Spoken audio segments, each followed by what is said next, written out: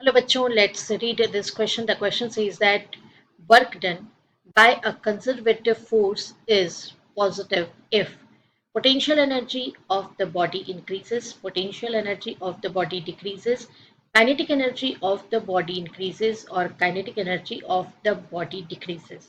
We have to choose the correct option. आइए बच्चों, इसके लिए सबसे पहले हम डिस्कस कर लेते हैं की कंसेप्ट। स्टूडेंट्स, यहाँ पर जो की कंसेप्ट हम यूज करने जा रहे हैं that is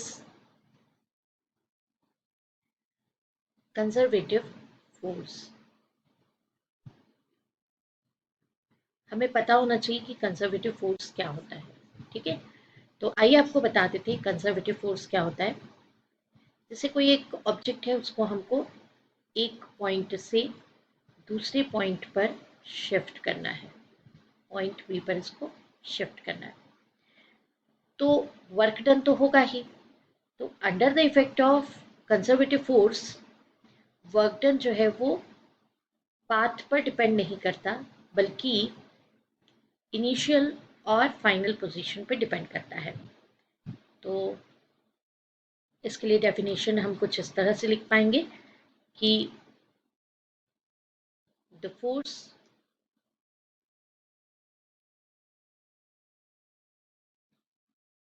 under the effect of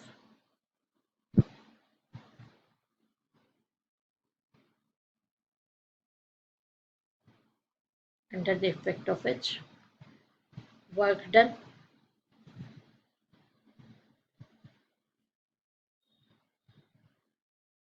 does not depend on path,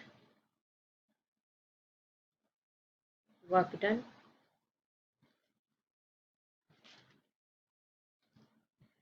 depends only initial and final position।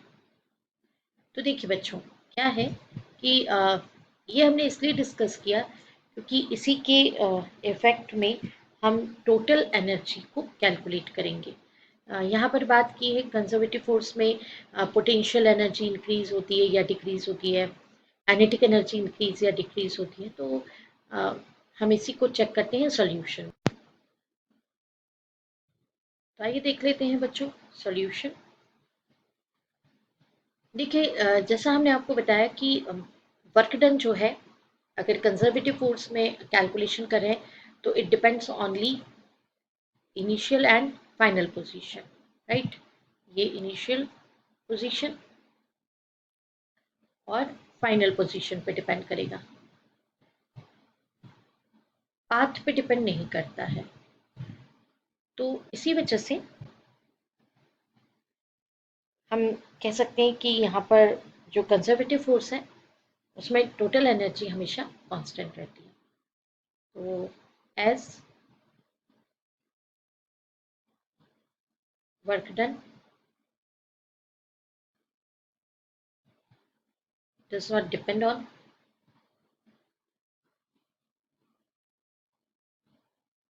path, therefore total energy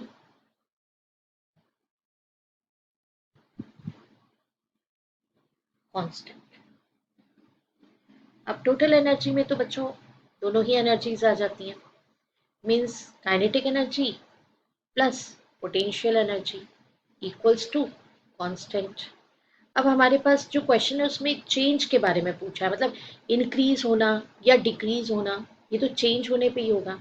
तो अगर मान लीजिए चेंज की हम बात करेंगे तो हमें क्या करना होगा, डिफ्रेंशिएट करना होगा इसको, तभी हम चेंज कैलकुलेट कर पाएंगे। तो ऑन डिफ्रेंशिएटिंग, अगर मैं इस इक्वालिटी को जो मैंने अभी बताया है आपको उसको डिफ्रेंशिएट कर दूं तो differentiating on differentiating above expression,